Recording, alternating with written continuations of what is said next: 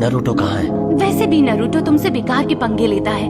उसकी परवरिश अच्छे से नहीं हुई है, इसलिए वो तमीजदार नहीं है। उसकी मॉम या डैड नहीं है जो उसे सही या गलत सिखा सके। वो खुद गर्ज और मतलबी है, बिल्कुल अकेला। इसे तब तक साफ करते रहो जब तक ये पूरी तरह मिट ना जाए। इसे देखा, ये वही बच्चा है। इस लड़के को यहाँ रहने क्यों देते हैं? लॉर्ड होकागे को हमारे बारे में सोचना चाहिए। चुप रहो। ए बच्चे, कहाँ जा रहे हो? वापस आओ। ए बदमाश कहीं के, निकलो यहाँ से। ये तुमने मुझे बिना वजह धक्का क्यों मारा? तुम एक मुसीबत के सिवा कुछ नहीं हो।